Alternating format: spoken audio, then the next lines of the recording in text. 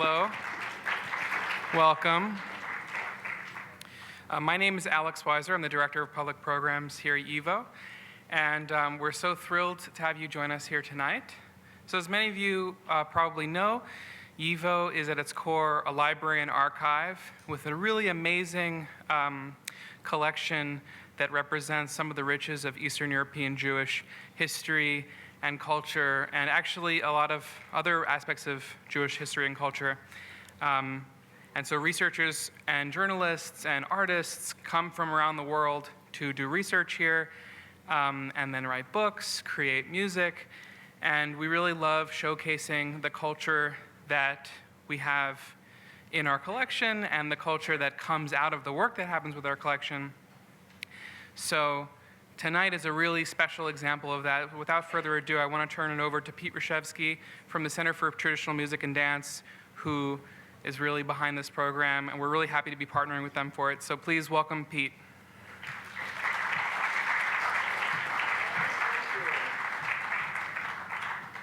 Hello, can you hear me? Hi. Anybody out there have this album? All right. This is really exciting. Thanks so much to Alex and the YIVO Institute. We're just so excited about this program. So I'm Pete Reshevsky. Center for Traditional Music and Dance is in its 50th year right now. Wow. So 50 years of working to preserve and keep vibrant immigrant music and dance traditions in the 5 boroughs of New York City. We're also the sponsor of a wonderful festival you might have heard of, Yiddish New York. How many of you have been to Yiddish New York? What? Why not all of you? What's the matter? Come to Yiddish New York. It's a lot of fun. December 21st through 26th. Information is in the program. You should all be there. You don't have to speak Yiddish necessarily to come to Yiddish New York, but we can't promise you won't learn some Yiddish while you're there. So it's a really good program. Anyways, I just want to, first of all, thank our sponsors tonight, and particularly the Atron Foundation and the National Endowment for the Arts for making this program possible. Thank you very much. And I'm just so excited. As part of our 50th anniversary activities tonight, we're excited to go back and remember what I guess you could say is one of the most momentous programs that the organization was involved with over 5 decades of work. And actually, just a couple other administrative details. First of all, there's a few seats in the front. Hi, Barbara. There's some seats in the front. And also, if you could turn your cell phones off, too. That's very important. Okay? So now, I want to take you back to the afternoon of Sunday, November 19th, 1978. 3 p.m. in the afternoon. This was just over 40 years ago. There was a concert held at a theater then known as Casa Galicia. Well, Casa Galicia. Now it's Webster Hall down on 11th Street. How many of you were actually at that original concert? Raise your hand. Great. Okay. So back then, CTMD was known as the Balkan Arts Center, but by 1978, the organization had just begun to expand its programming outside of Balkan cultures. The program, billed as a tribute to the great Klezmer clarinetist Dave Tarras, is today recognized as historic for a number of reasons. One, it was probably the first public program to use the term Klezmer music as the name of a musical genre. 2, it brought out of retirement the great Dave Tarras, then at 81 at the time. Though European-born through his virtuosic playing and compositions, Tarras had pioneered a new, distinctly American style of klezmer. 3, it featured a rare concert showcase of authentic Yiddish folk singing presented by Fagel Yudin and Ethel Rehm. 4, it presented the inaugural performance of a new klezmer duo, Andy Statman and Zev Feldman, the original revivalists of the music on the East Coast. Though I do want to mention the work of a band called the Klezmorim, who were developing their own style of klezmer in Berkeley at the same time. And 5th, it sparked immense public interest and created momentum for an international revival of not only klezmer music, but widely diverse expressions of Yiddish arts and culture over 40 years. And Andy Statman and Zev Feldman have continued to be at the vanguard of this movement. So without further ado, I'm first going to play some rare footage, video footage from that night. First of the Dave Tarras Trio, which included on that night Sam Beckerman on the accordion and Max Goldberg on drums and vocals. And they're going to play a little bit of concert. It's about a 6-minute segment. And at the end, you'll see about a minute of the dance party that finished their set, and you'll get an idea of the extraordinary energy that was in the room at that night. So let me see if I can get this working.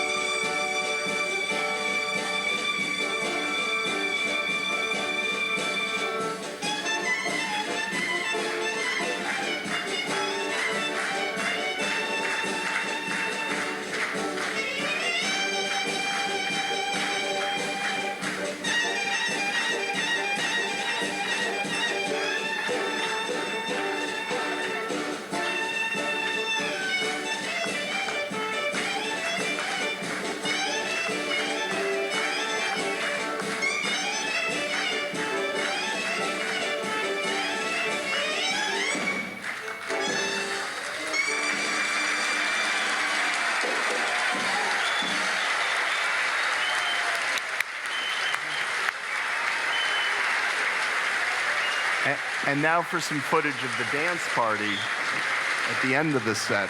This might have been the greatest dance party ever to happen. See if you recognize anybody there.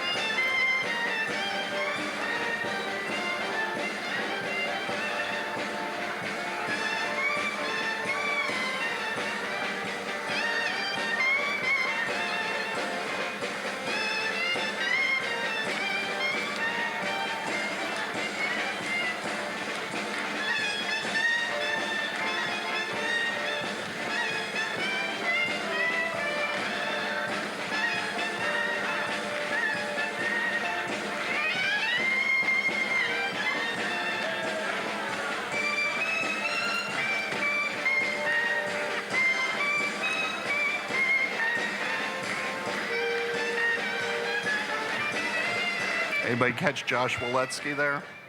Yeah. Okay. Wasn't that terrific? Yeah. So, I mean, it's amazing, some of the people who were just in the audience that night. Bob Cohen from Budapest was one of them, prominent David Krakauer. What we recently found out that Alicia Spiegels actually couldn't get in the hall, but had her violin with her and was busking in the foyer. So, which is amazing. Okay, so in a second, it's gonna be my honor and pleasure to present for the first time in over 35 years, Andy Statman and Zev Feldman. But first, let's listen to what the nascent duo sounded like in 1978 at their very first concert. And I might mention that Andy had only been playing clarinet for not even a year at this point when the performance took place. So this is Andy and Zev, 1978.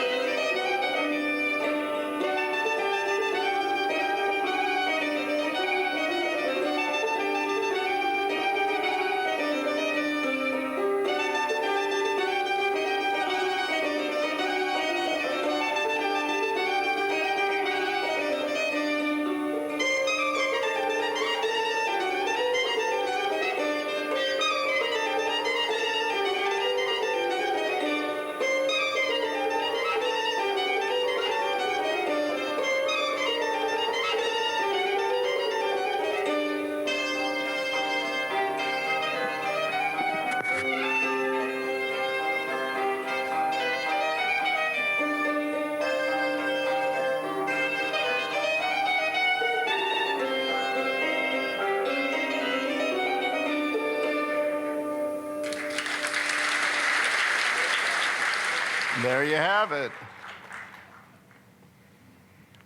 Okay, are you ready? Okay, let's put them up for the first time in over 35 years. Andy Statman and Zev Feldman. Woo!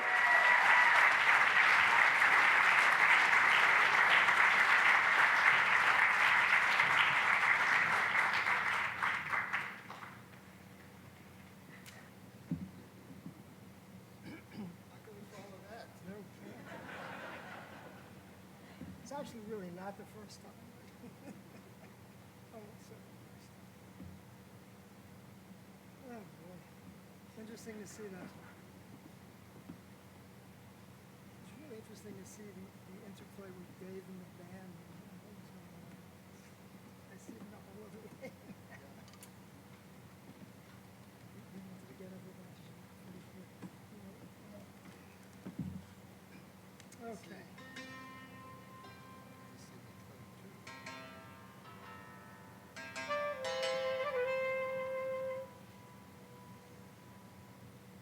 Okay. So, yeah.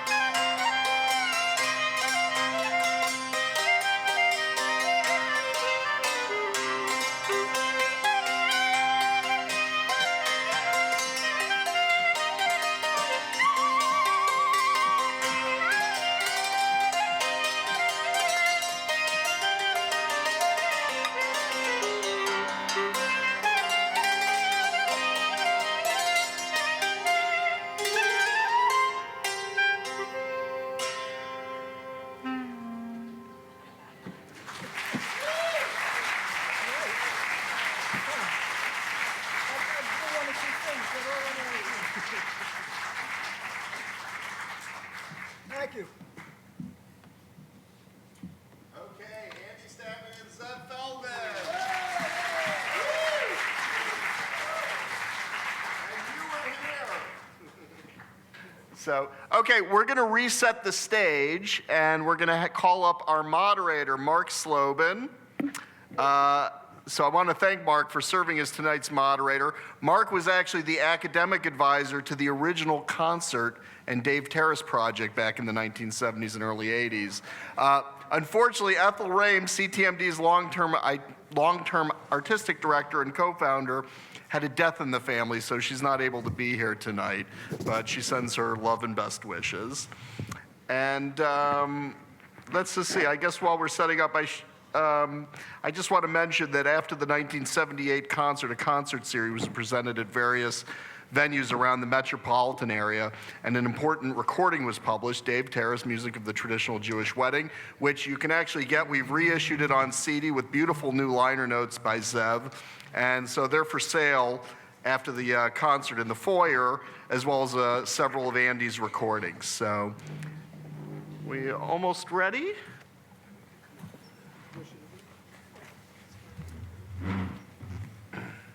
What's my line? I don't know, we'll find out. Come all the way up front. You're such good-looking fellas. We want everybody to see you.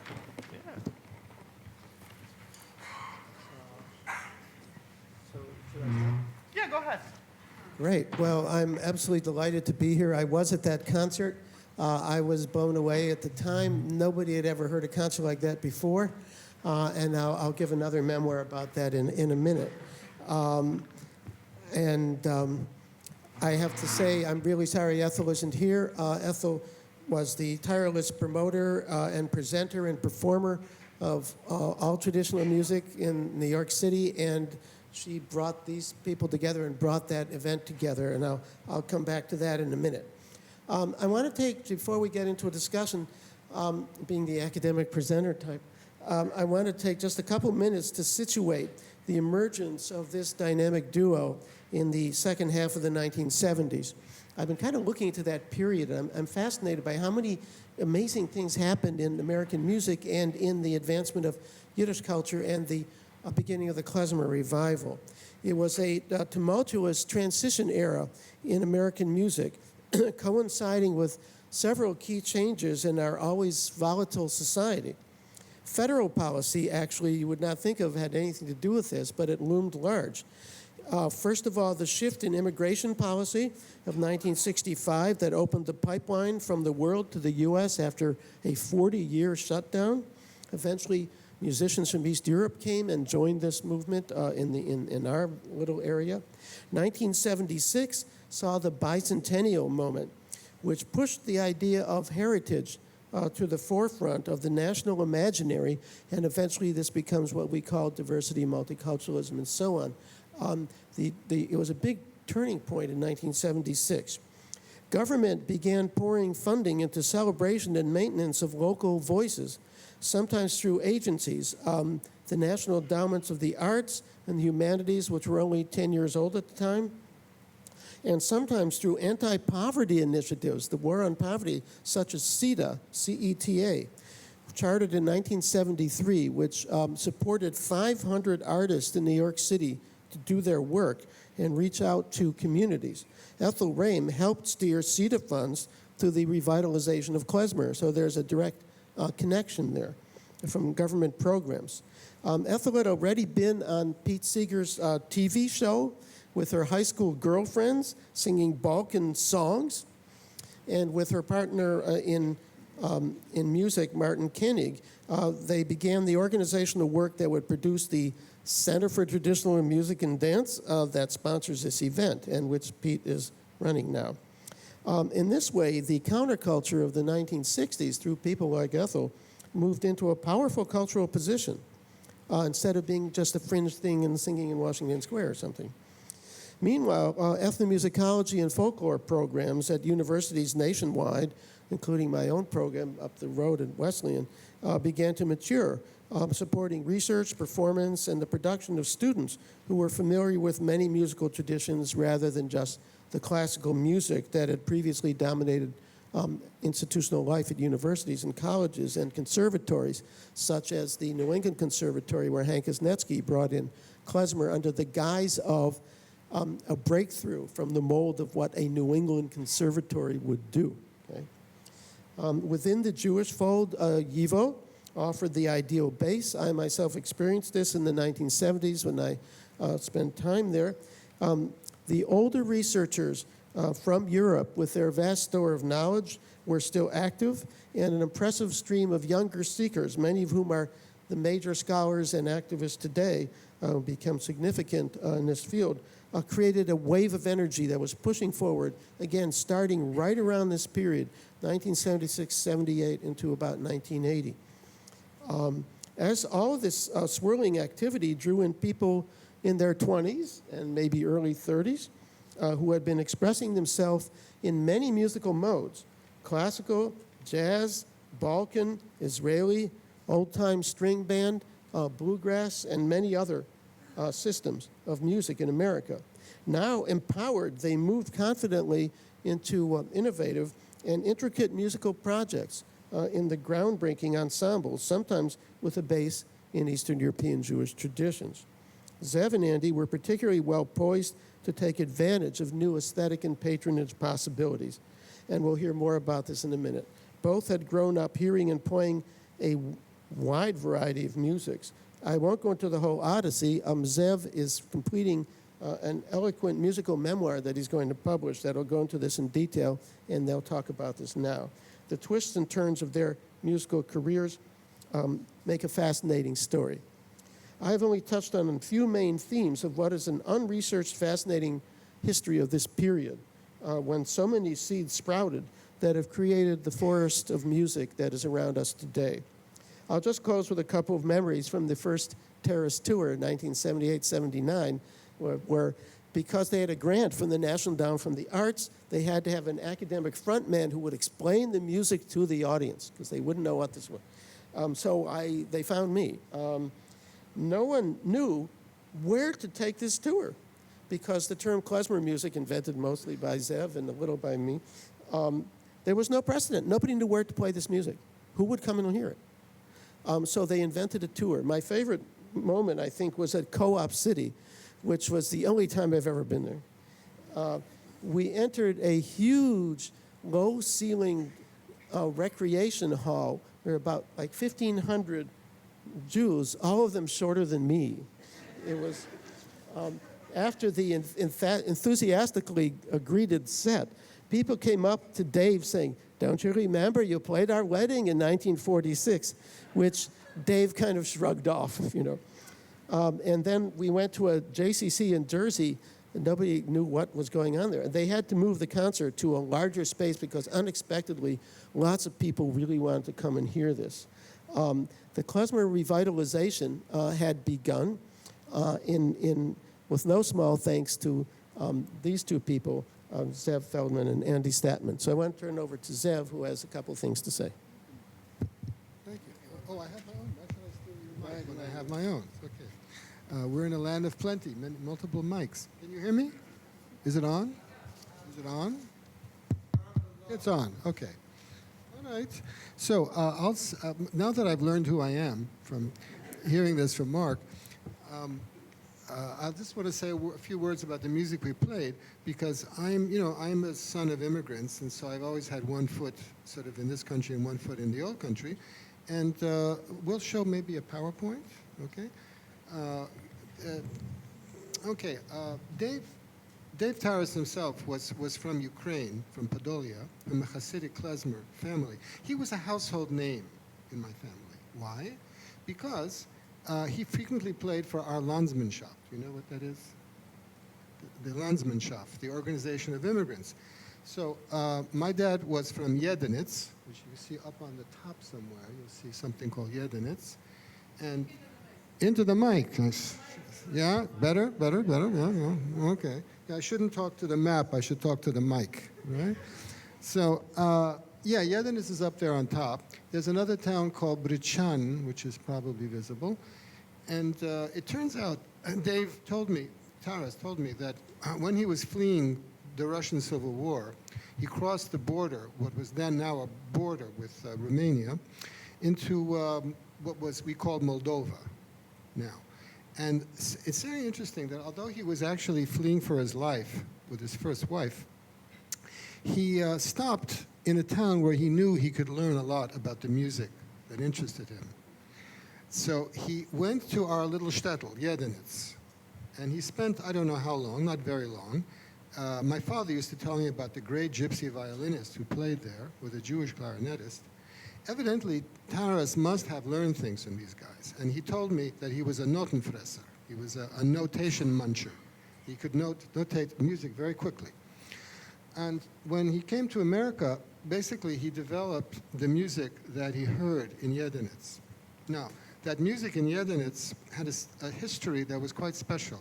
This territory was ruled by the Ottoman Turks for many centuries, and our people, the Ashkenaz Jews, we came down from Ukraine and Galicia in the 18th century, for the most part, at the invitation of the Greek governors of Moldova. At that time, the Turks installed Greek aristocrats from Istanbul to rule Moldova and Wallachia. And they increased the Ashkenaz population of that territory. And what you had was, only there in Eastern Europe, you had a combination of the Jewish Klezmorim with the Gypsy Lautar, professional musicians. And they formed one guild. They weren't in separate guilds. They got to know each other's music, and they created a music that was a mixture of Moldavian, Jewish, Greek elements. The other Jews up north like this music. And we look at evidence, we see that Jews up in Belarus and Ukraine, they were interested in this. So when Dave somehow had the instinct that this music he must have liked it, but that somehow it would have an audience. So the tunes that we played for you, 3 of them were Tarras's own, but they're all in that same genre of the klezmer music from the south, from Moldova.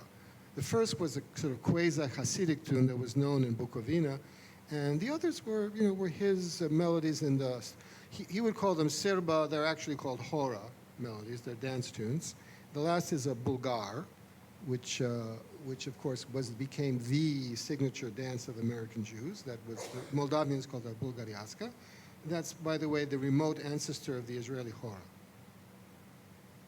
Right, so, and we also have Dave also created new fusions and hybrids. So one of the tunes we played was called Ternovka Sher, the Sher from his shtetl, Ternovka. But actually it's something he created. I call it a Bulgar Freilachs hybrid. It's a mixture of the old Jewish core klezmer repertoire and the Moldavian style Bulgar. Now, can we see a picture? Thanks to the generosity of the United Arab Emirates, where I was teaching for several years at New York University, they supported my fieldwork in the klezmer music and the relations of klezmer music and Moldavian wedding music and dance music. So this is bourgeois homes in Yiddish. I was there, but you have in the audience my friend Christina Crowder. There she is. She and I were driving around Moldova for several years, thanks to the Abu Dhabian generosity. And by the way, my dad went back to Yiddish in the mid-30s, and some of his friends lived in houses like this, more substantial bourgeois Jewish homes. These houses were there. Too bad he passed away before I could introduce him to Tarras, and I didn't ask him detailed things. I never expected I'd be able to visit Yiddish. So this is what it looks like, and this is what it looked like when Tarras was there. I mean, this hasn't changed very much. Next picture, please. These were, I believe, former synagogues in Yiddish. Port the mic toward. That's better? Okay, that's good. Okay, these are no longer synagogues, former synagogues in Yiddish. And you understand, Yiddish was a predominantly Jewish town. We're talking like 80, 90% of the people were Jews.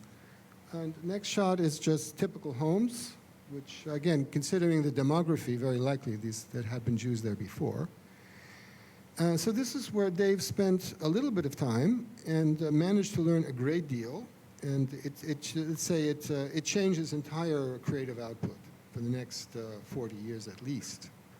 And that, of course, he was following the direction that American klezmer music was already taking since the 1880s. Now, how he knew this, I have no idea. I never asked him. But he fit right in, and so he was able to maintain his career well into his, certainly into his 60s, if not longer, as a klezmer, among other things. But my friend Andy Statman will say a few other things about Dave's wider musical interests, perhaps. Okay. How's everybody doing? All right? Good? Okay. Dave had really a wide interest in all sorts of different types of music. He was always trying to grow as an instrumentalist in terms of technique. I know he studied with Bellison, and I could hear in some of his warm-ups or some of his tunes, some things from some of the old etude books that were very popular back then. And it also should be noted that Dave probably played more saxophone than clarinet in America. He had to learn basically what they call the Great American Songbook. And he knew all the standards and all the Broadway show tunes. He knew Elvis tunes. He knew up through the Beatles. And on this last thing I just heard, he'd played one of the contemporary orthodox pop tunes. He played them when people were dancing. So he was constantly learning music. And I don't think it was just a matter of being interested in being on top of what was happening. I think he was interested in different melodic ideas. I think all in all, though, that he loved classical music, and I swing with the Zev. I remember watching a Beethoven symphony with him, and he just says to me, he says, what I'm playing is really, really nothing. This is really where it's at. And I was saying to him, Dave, it's apple and oranges. It's not. But he, in some ways, I think he would have liked to have been a classical musician in many aspects. But it's a little bit complicated. We'll leave it at that.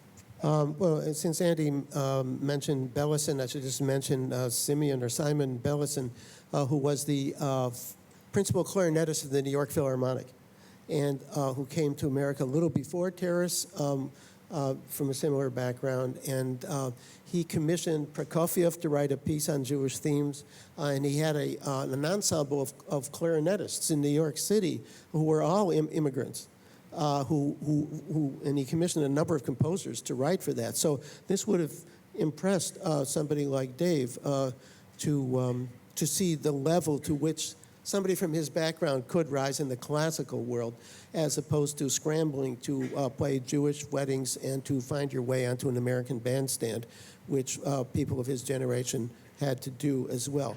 I wonder if you could both talk a little about how you got to know Dave and what that interaction was like at the beginning, because you didn't know anything about him, and Zev had contacted him sort of accidentally through the Landsmannschaft and the Catskills and things. Not so accidental. Actually, right. Andy and I had met each other before, and we were playing for, I think, 2 years before, something like that. Azerbaijani music, Irish music. Yeah, different and things, Armenian music and Greek music. We were in the Paleoparea ensemble together for a while, playing Rembetika. And then once we were rehearsing something, you'd asked me about Jewish dance music. Maybe we should try to play some of that. That's how I remember it. I had a friend of mine gave me some 78s. That's right. And Yeah. one was one or two of them were Dave Tarras records. One of them were Abe Schwartz records. So I remember I had the Union book. I think it was around 1975, and there was his name. So I gave him a call. Sure. And he seemed sort of startled someone would be interested in coming out to see him. And I wasn't really playing clarinet yet, but I had learned his tunes on the mandolin and on the saxophone. So he was living in Canarsie then, so it took me forever to get out there. I lived in Bayside at that time. And that was the beginning of a whole relationship. Yeah, and I remember now that you and I, thanks to those 78s that you found, right? We were both playing with Palio Pareia, the Greek ensemble. We worked out a couple of Bulgar tunes. We did the Russian Share. I remember we did it. We I'm did not a sure. we did a concert at Fretted Instruments on 6th Avenue Oh. upstairs there. Do you remember that? But that's not a Greek No, concert. not a Greek, but I think we that's played what at Macmillan Hall Yeah. in Columbia Oh, gosh, I remember that, with Palio Pareia. Yeah, yeah. And we did a couple of our Jewish tunes that we both learned from the 78s that you found. Right, right. And the Greek audience went wild. Right? And the Thanasi, the head of the group, asked us, do you know more of these Jewish dance tunes? And that, of course, this is another theme, but I can't develop so much here. But because, as I mentioned, the Greeks had ruled Moldova for a long time, and there was a lot of contact between Klezmer musicians and Greek musicians, also in Istanbul, you know. So the Greeks knew about this music. And in fact, as Dave explained to me, some of the tunes that we played now were issued on a Greek label. Actually, 3 of them were issued on the colonial label of Tetos Dimitriadis, who was an accordion player from Istanbul, who started a record label here in a few blocks away, actually, in the West 20s, and then in New Jersey. And he issued a lot of Jewish music. In fact, I was shown some of Tarras's pieces, it reissued as LP in Greek for a Greek audience, including Ternov Kasher, that we just played. Yes. Renamed. I played this for my father, and he said, "What Greek music? This is Jewish music." You know, this is Dave Tarras. So it was all written in Greek characters. And in fact, at some stores I've talked to, they continued to carry klezmer music for a Greek audience longer after the Jews were no longer buying it. Tarras, and everybody knew Tarras. When I played with other Greek ensembles in the Catskills. When they heard that I was Jewish, they would say, "Dave Tarras, we love Dave Tarras." So this is both an American phenomenon, but it's a very old world phenomenon that goes back centuries between the Greeks, the Moldavians, the Turks, and the Ashkenaz musicians. So This is very important when we think about the fusion out of which klezmer, what we call klezmer today, arises. It wasn't called klezmer. Klezmer is a musician. Klezmer is not a kind of music. It is not a style. It is not a genre. now remember, Mark, that you and I we took this term from Moshe Beregovsky, klezmerische Musik. He was who knows who Moshe Beregovsky was? How many people? Oh, that's great. Some people do, okay? So he's our grandfather. I mean, we learned many, many things. And Mark, you translated some of his key articles. Beregovsky was the greatest ethnomusicologist of Jewish music and put out produced a vast amount of writing and recordings, most of which was suppressed under Stalinism, and is right here in this building in the YIVO archives where I found it in 1982. I put out a fat volume of Beregovsky's materials that the new klezmer movement was able to use, and then in 2000 with some other collaborators put out particularly the traditional Jewish tunes, instrumental tunes that he collected. But much more of his material has been made public in recent years. He was an astonishing figure. Just his conceptualization of this music, in addition to his work in collecting it and archiving it in terrible conditions in the 1930s in Ukraine, and then during World War II, and then he was thrown in the Gulag for a few years. We pay tribute. Yeah, he did his dissertation in Moscow in 1944.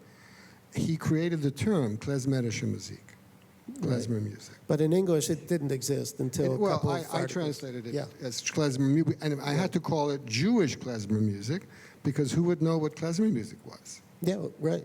And of course, the klezmer did not just play Jewish music, so it's a kind of an odd term. But we won't get into all the fine points. For this, you get Zev's book, the seminal, authoritative, groundbreaking book called Klezmer, which only came out recently, which is the only actual history of all the kinds of things we're talking about very briefly tonight. I want to throw one more thing into the hopper just for fun. So we've been talking only about Tarras, but many people in this audience and many people in what became the Klezmer movement listened also to Naftali Brandwein. He was considered the other great, the complementary figure to Tarras. Do you want to say a word about the relationship of Brandwein to Tarras in your thinking? They were,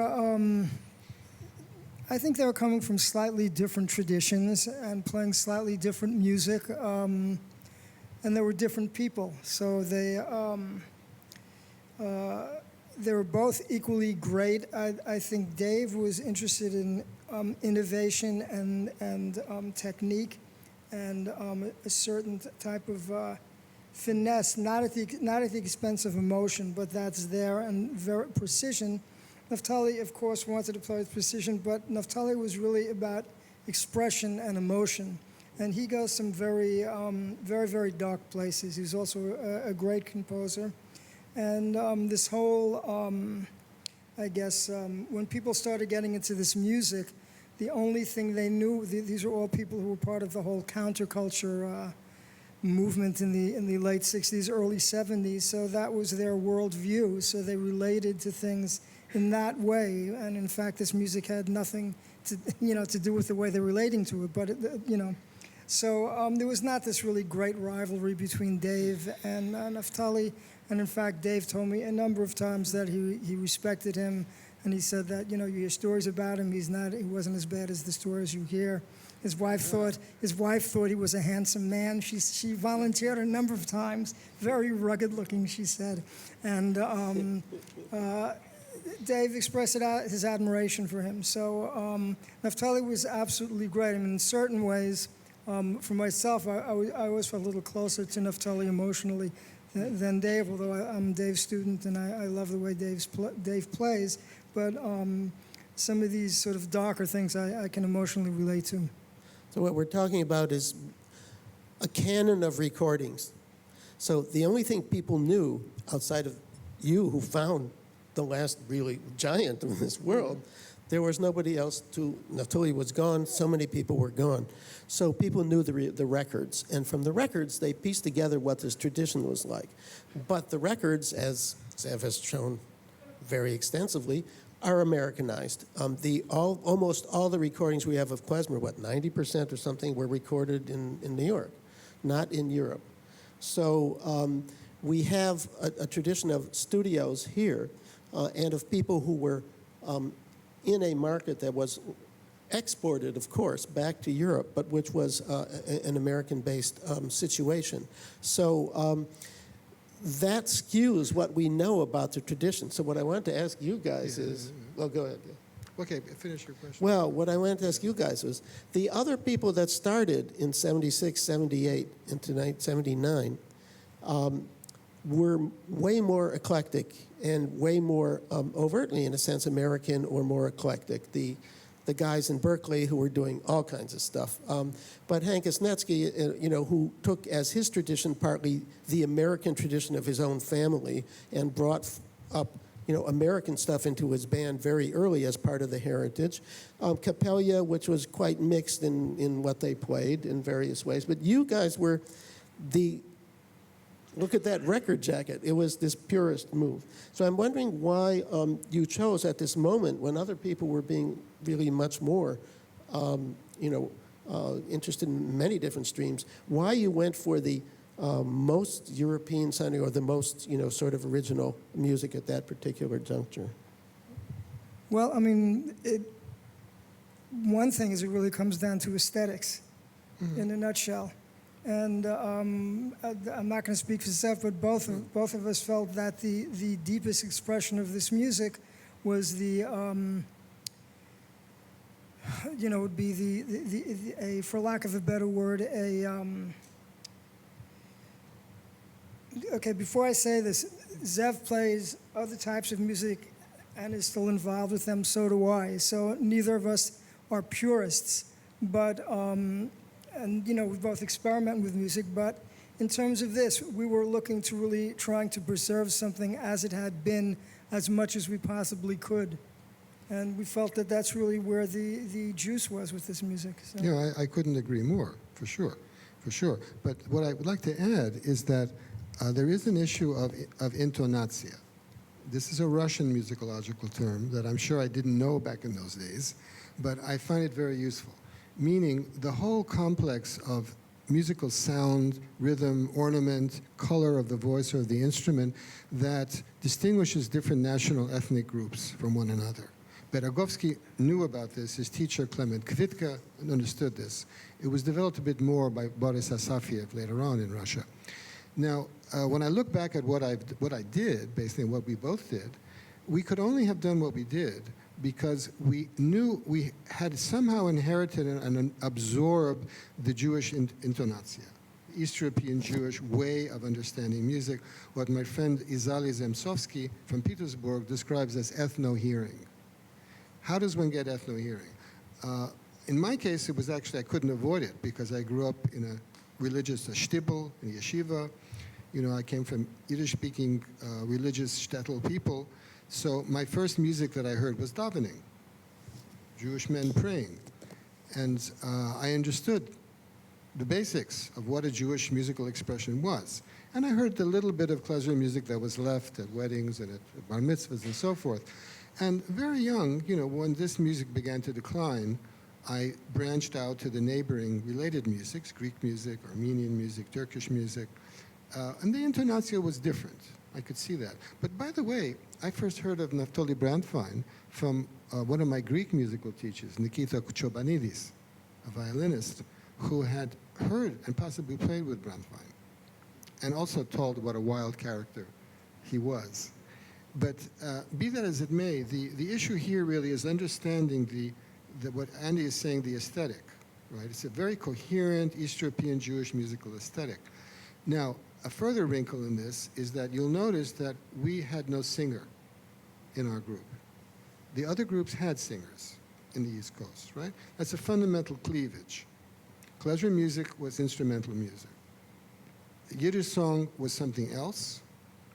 And again, I had very little exposure to Yiddish song because I came from a traditional shtetl background. For the most part, women sang. Men didn't sing secular songs. Men sang zmiras. And so the whole aesthetic, the women's song is also Jewish, but it's very different from the Klezmer music. And we never even discussed it. It just was obvious that it wasn't relevant to what we were doing. What would be the sources for you then? Zev had that family source. What would be the sources for you to have the ethno-hearing of this music and have it in your brain somewhere? I mean, I heard some of this music growing up. We had like a famous that Mickey Katz record music for brisses. And so we used to, you know, my father's family from the Ukraine, we used to dance to that at family, you know. So I heard this stuff, and I went to a Orthodox Talmud Torah for a while, and he would sing the Gunim. We'd all be ecstatic. And but I think part of it is that when I was around 11, 12, I got very deeply into bluegrass. And bluegrass, the people I studied with, it was a very type of purist thing then. So I always felt that if you really go really deep into one form of traditional music, you understand rhythm, tone, variation. Particularly tone, you understand the different musicians, the tone they're getting out of their instruments, how it is expressing things, how ideas are expressed, dance forms. So, you know, when you go to another type of similar, you know, instrumental ethnic music, you're already in the ballpark. You understand what to look for. That's really important because this gets to the functionality of the music. Musicians in many cultures have actually the same needs and the same career tracks. I mean, I did my original field work in Afghanistan, on folk music in Afghanistan. And who was a really good musician was somebody who knew the most tunes and who played them most authoritatively in the way people wanted to hear it, and who could play for dance. We're talking about, you know, that's not connected to Ashkenazic Jewish music. So there's something about the very nature of being a musician, being a professional musician, as opposed to just, you know, an amateur or somebody who sings a song, that dictates a kind of a certain set of tools, resources, thinking, and an ear that is going to be open to a variety of possibilities and which answers to an audience. And that is, of course, the definition, I mean, of what a klezmer does and what a klezmer is about. Are we ready for, we could go on for hours, but we go a little bit longer? Well, I could say a word when we talk about Naftali Brandwein. I should mention that what really got me more serious about this music years after Tarras had already passed away was a gentleman named Yermia Hescheles, who lived just a few blocks from here. Have anybody heard of Yermia Hescheles? Read the book, right? Yermia Hescheles was one of the great Yiddish poets who emigrated from Galicia to New York, a superb Yiddish poet. But very few people knew that Hescheles had been a Kapellmeister. He'd been the first violin in a Klezmer Kapella in his shtetl in Galicia. And Itzik Gottesman had told me about this, so I got to know Hescheles. I spent a year interviewing him over here just near 14th Street on the west side. And he was not from a Klezmer family, but by a strange series of circumstances, although he was from a wealthy family who'd worked for the Polish landowners for generations, he was a conservatory student in Lemberg, but he became the head of his kapella, his Klezmer kapella. Now, his shtetl was the next one over to where Naftali Brandwein and his family came from Mishlan. So he had played with Naftali's father, with Naftali's brother. You know, he knew the ganze mishpacha. And interesting, talking with Hescheles, he was a man who decided not to play klezmer music in America because he could not accept the changes taking place in the music here. Also, the Romanianization of the music, right? This Moldavian Greek element that I mentioned to you that came to dominate, that to him was too foreign. And so, you know, he decided not to play the violin, not to play in public anymore. He was a poet, he was a journalist, but he did allow me to sit with him and listen to all of the Galician recordings of fiddle. The first one that I heard that Andy had found, of a man named Steiner. And he gave his opinions on all of the recordings, what sounded like the way he'd learned, what was a bit foreign, what was a bit different. I played Naftali for him. Again, he never met Naftali Brandwein. He'd met all the other Brandweins in Europe, but not Naftali here. He liked it very much. He liked his playing. Again, he felt that Tarras's tone was better. Tarras had a school tone, but of course what he couldn't tolerate with Tarras was the driving rhythm. He would say to me, the rhythm never stops. He said, this is Romanian music. This is not Jewish music. That's what was happening in that video. Of course, it became more so in America, the driving rhythm. And I should say a word that Tarras himself was a great Jewish dancer, a great Jewish dancer. And Jewish dance is based on gestures. It's based on your hands, on your arms, on your shoulder, on the look in your face, and you're moving your head. And this was very little transmitted in America. You know, the American Jews didn't understand what it was. No Jewish institutions thought this was worth preserving or even documenting, let alone teaching it. But despite what Mr. Hescheles said about Tarras's rhythmic playing, when it came down to it, Tarras understood this unity of Jewish instrumental playing and the Jewish gesture and Jewish dance. So when I didn't understand something in the phrasing, sometimes he'd get up and dance it for me. His whole body was expressing himself. Yeah. That's very important, the sense of gesture. And if you notice that footage from Casa Galicia concert, they're doing, you know, Israeli folk dancing, and there's actually the music behind it was sort of Israeli. Well, it's interesting that when I first saw this, I thought, oh my God, they know nothing, they learn nothing, this is all Israelified. But then years passed, and I looked at it and said, oh, actually, there was a great spirit. Yeah. There was a great energy. There was a great spirit and energy, but nobody knew what to do with this. For the next 10 or 15 years, nobody knew what to dance to. I mean, I noticed this as I went to concerts. The people love the music, and they get up and they're doing whatever, because nobody told them how you dance this music. Zev and Michael Albert and a couple other people do the workshops. They do the work, and now there are generations of people that actually know what to do and how to get up and dance to this music. Michael Alper was a great inspiration for me. Yeah. I remember when I wrote the notes for Alicia Spiegel's solo CD, Fiddle, like in 1996 or something like that. And there was a party. Harold Hagopian from Traditional Crossroads put out that CD. So, and Harold is a great traditional Armenian Turkish musician, and he grew up in California. So there was a party then where Alicia must have been playing, I forget with who else, and Alpert and I were dancing. and just spontaneously. And afterwards, Harold Hagopian came up to me and said, Zev, how come only you two guys know what to dance? What happened to the other Jews? And I never really thought about that. So after that party, Alper and I would get together in my apartment and just dance. He would show me things that he learned, I would show him things that I learned, and eventually we got invited to workshops, to Class Canada, to Weimar, and it became a thing. But now it just astounds me that for those decades, no Jewish organization thought this was worth preserving. It was just, it was a nothing, it didn't exist.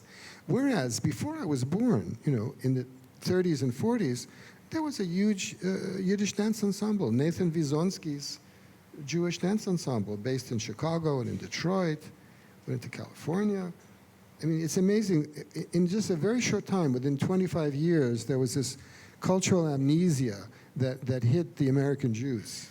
It could partly be the Hava Nagila syndrome, right? Which kind of washed over everything and just washed away. And part of the reason that Klezmer declined was the enormous enthusiasm of American Jews for Zionism and for the great historic turn of 1948. And they began to even more devalue a music which had already been badly damaged by the closing of immigration for 40 years, so nobody was coming from Europe. And then nobody could have been coming from Europe because population was liquidated. And that combined with Zionism really led to the real shadow falling over this music that only, again, the spotlight was able to turn. Two things. In terms of, I'll get to that second. In terms of gesture, I was telling Zev, I used to go to Dave. He'd just want me to be in the house. And he would, after some tea and cookies, he would take out his clarinet and just play for, 45 minutes or whatever. And I'd ask him questions. And whenever he came to a certain poignant thing, he would move his hand in a certain way and look at me. And when I started davening in Shtibelach, I said, I said they were making the exact same gestures during the prayer. The other thing, though, is this, is that I think basically what was happening is that due to assimilation, I think also was happening in Europe, I don't think that this music really met the emotional needs of the first generation Americans. I think they were hearing something else, and while they had a fondness for this music, I don't think it really did it for them. I think Frank Sinatra and Benny Goodman and, was really where they were at, or classical music. So I think it had to do very much with just them becoming, Americans. That's the other factor is that, people just, that's music that grandma liked, I mean, every generation moves on. And this was part of the moving on. Put it down. It's like, we'll move on to that. Should we open it up? I don't know. It's up to you. You're running the timetable here. So, is this on? Yeah. In that sense, actually, maybe I'll ask the first question. Yeah. Let's send out some food first, and then we'll. Right. No, I just want to ask. I mean, we heard a little bit from Mark about this, but to both Andy and Zev, I mean, what was there a particular moment when you thought, hey, this is something big. We've tapped into something that's really a big sort of maybe even seismic cultural shift going on, and what that felt like. We decided we were playing a lot of Azerbaijani music. I was playing guitar, and you're playing santur. And I remember I saw Dave, then I went down to Nashville, and I was in Nashville for a few months working with Vassar Clements. I came back, and we decided that, this music, no one's playing this music. We didn't know about the Klezmer, and I don't think we even knew about Georg Feldman at that point. And so we decided this is our birthright, and it's great music. We just wanted to keep it alive. We had maybe we do we didn't know. We're just doing it for ourselves, really. It was, just to play the music. Yeah, actually, I can answer that I was playing it because Andy and I were playing it together. I had no idea that other people might be interested. It really wasn't, when we saw this, we turned away 500 people, I think, from the concert in '78. That was surprising. And this huge party afterwards, also, I was dancing too, I'm not on the screen. But it was a big surprise.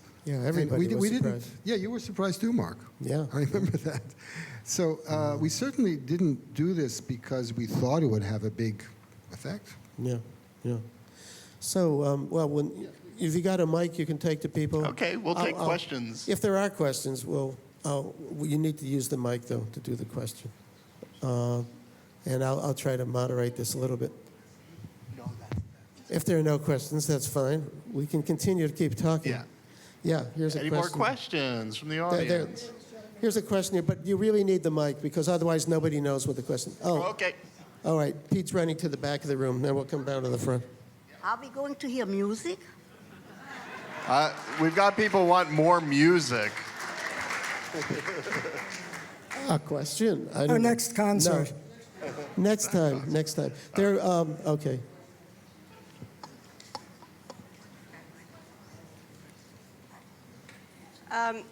I'm not sure if this is, yeah. I was in Kiev about 15 years ago, and at that point there was an email that came out from I think the Ethnomusicology Institute in Ukraine or something like that, and they had found this cache of canisters. That's Bierogovsky's cylinders. Yeah, so that is his Yeah. work? Yeah. So did you find That's new sitting melodies there, and from that? Ukrainians are not letting it out of their hands. This has been going on for 20 years to get the Ukrainians to loosen their grip on the Bierogovsky materials. We have in the So audience. well, they gave us some CDs from that. Yes. Yeah, yeah, right. there's a couple of CDs, but there's 1,000 cylinders. Yes, well, we have the person who's doing that is sitting in the audience, Ludmila Sholachova, who's the archivist and librarian here at YIVO. She actually discovered those cylinders. Yeah. And it's a work in progress. Let's put some stuff has recently come out that Zev has managed to trigger some manuscript materials that are coming out. But anyway, we have a question here. Let's see, does this work? Is this working? Yeah, Good. My question goes in the opposite direction from the lady who asked the first question as to whether there was to be more music. I'm interested, I found, not knowing much about this, except I've enjoyed klezmer music when I've heard it, the map that you had on as your opening scene. Unfortunately, it's nicely detailed of what you're showing, but it would be useful if you could zoom out or have either a separate one or a zooming out so you could relate that entire area to, where is Istanbul, where is, so one knows. I have no idea what part of Eastern Europe that was portraying. Even though you have the little villages there, that's great, but it would be nice to put it in context. Yeah, well, you just want to keep going southeast and you'll hit Istanbul. In Istanbul. And you go northwest. Like how far? Yeah. 500 miles? Far. But what's interesting is that our musicians used to go there from Moldova every year to Istanbul. And in Yash, they were preserved in the Klezmer Shul, the synagogue of the Klezmer Guild, letters that were sent back from Istanbul for the wives of the Jewish and Gypsy musicians who were playing there with money. Right? And it proves when and how often they were actually traveling there. A lot. What's important is not distance, but concept, imagination. Where do you think you belong? Do you think you belong to a zone that is centered in Vienna? Like people in Czernowitz, they were in the Austro-Hungarian Empire and they learned German. My mother and family came from South Ukraine. Russian was the language, so people in our family got up and recited Pushkin. Other people are closer to the Turkish and Greek elements. So the Jews are spread over this vast landscape, which is like an overlay on the map of Europe, and they are in many different nodes and directions and currents, which change over time with the coming and going of political regimes. So it's a conceptual issue, not like how far is it, to get somewhere. I understand that exactly, and that's really why I asked. My father's family came from what today is again called Slovakia, northwestern Slovakia. Another zone. But that was within the Habsburg, the Austro-Hungarian Empire, and insulated, if that's the term to use. But it had a very different cultural experience from people quite nearby. But at the same time, as Zev said so eloquently, these Jews, far removed from Istanbul, they liked doinos. They like things that came from Romania. They like these dances. Yes. And they're up in Belarus or even in Lithuania, and because they hear it from other Jews. So the Jews have their own weird network and circulation system that has nothing to do with the general European patterns at all, because they're Yiddish speakers, they're co-religionists, and they travel a lot for business and other reasons and family reasons. Yeah, in my book on klezmer music, which I think I have a flyer out there, I talk about the nature of the fusion that went into it. It's very specific, and it's the same for Jews everywhere in Eastern Europe, everywhere. They all spoke the same language, and in the klezmer repertoire, you find an element coming from Baroque music, you find an element from Renaissance dance, you find a very important element from Ottoman Turkish music, and you find a very important element from the Nusach of prayer. And you'll find that in Lithuania, you'll find that Jews in Slovakia, Jews in Ukraine, Jews in Romania, Jews in Poland. They all were aware of these things, and for hundreds of years they'd made a mixture which only Jews really appreciated. Right? And the Turkish music was part of that for hundreds of years. Oh, sorry. Peter's got somebody back I there. have a question.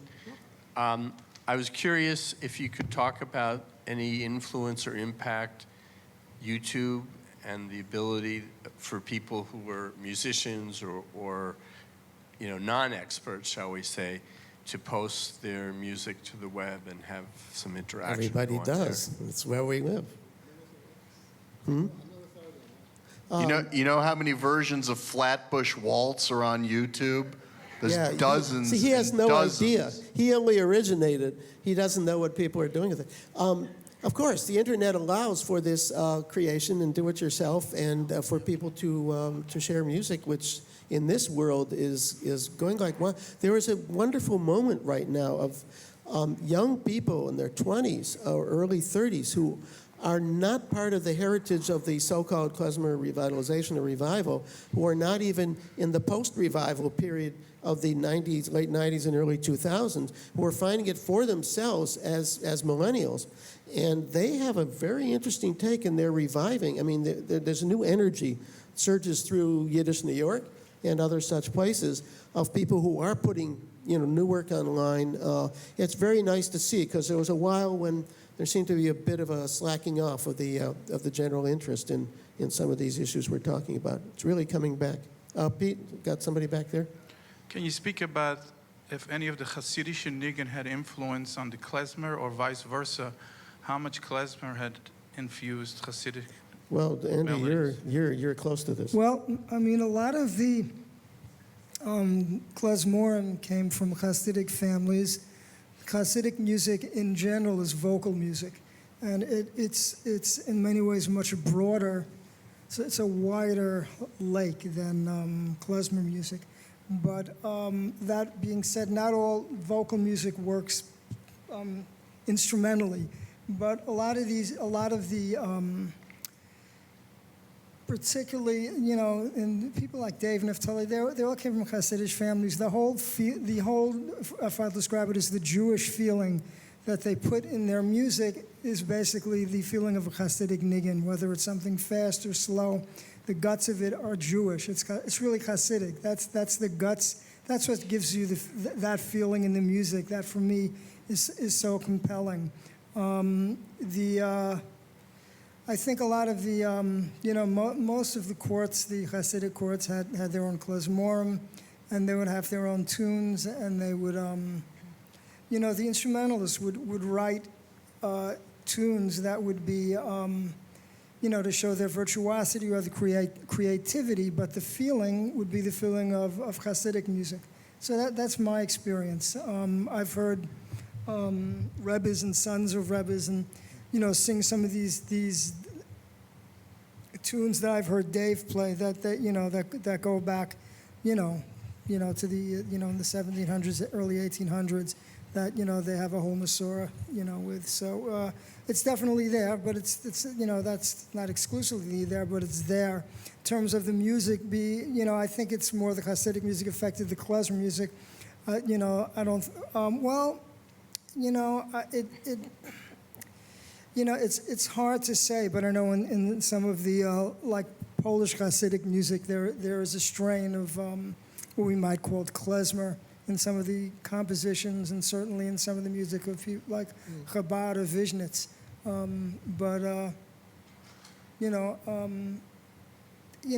It's a whole study. I don't know. It's not my, Yeah, well, it needs a lot more study, But in general, I see Hasidic music, if we're talking about the more sophisticated nigunim, not only the dance nigunim, the tish nigunim, the dveikus nigunim, it's actually a professional music. It's not a folk music. And it was created by a mixture of chazonim and klezmorim, the two professionals who worked for the Hasidic courts. Beregovsky makes this point as well, by the way, in his introduction to Hasidic nigunim, that he couldn't publish it in his own lifetime. It's a very important collection that he collected after the Shoah. He talks about this important klezmer background for a lot of the Hasidic music, mixed with the chazonish, the chazon and the klezmer. And by the way, that there's a difference between the north and the south of the Jews. It's a very important difference.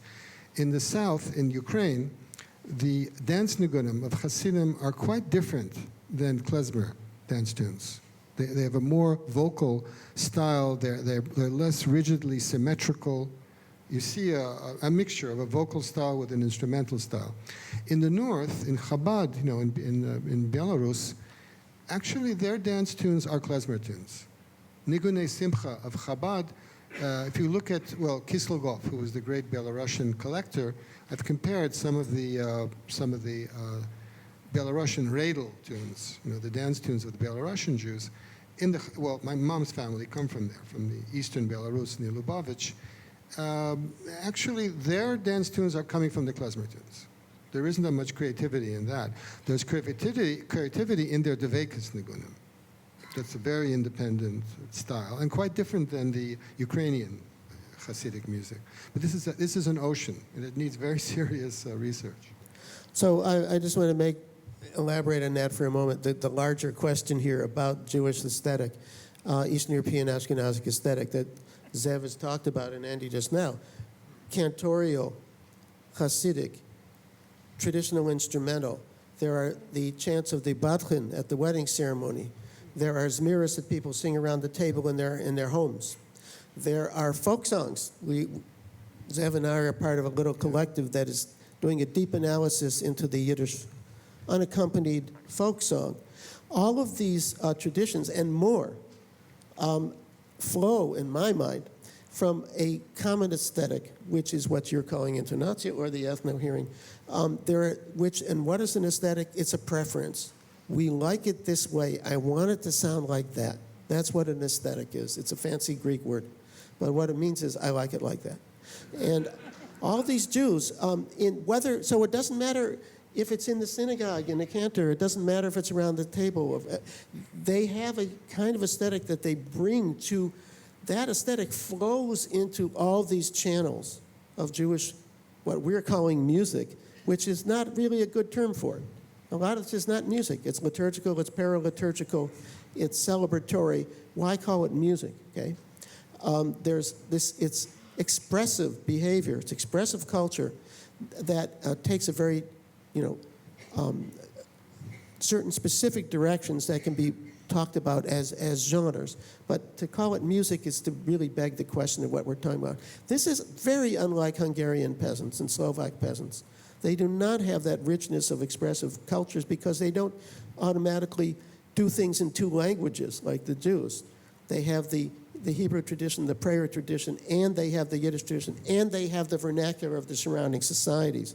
They're based in three traditions automatically from the day they're born. They're probably four or maybe five, depending on where they live. This is not, how it worked in a Hungarian village. So there's this richness there that we have to take into account. And so to say this influenced that or what comes from this and goes to that, to me it's somewhat beside the point of trying to get the overarching big view of what is Jewish expression. Do we have more? Two more. Okay. Mm-hmm. I have a relatively simple question, perhaps. I have a cassette tape that I've had for eons that was I took off the radio of somebody that I thought you might mention tonight, and that's Georg Friedman. Can you tell me anything about him and how he fits into this? Giora was a classical musician whose father, had some knowledge of the music. He was from Argentina. He I guess, moved to Israel, and there's a clarinetist there named Musa Berlin who knew a lot of the tunes that were played on Lag Bowman, Marone, and just a lot of the tunes that were played. There were also a lot of people playing Dave Tarras tunes years ago back in Eretz Yisrael. There were a lot of people there. So Giora, what he did was he developed his own, he's not a traditionalist, what he did was he developed his own way of playing, these instrumental tunes or Hasidic tunes with his own way of doing it. It doesn't really represent the tradition. It just represents him.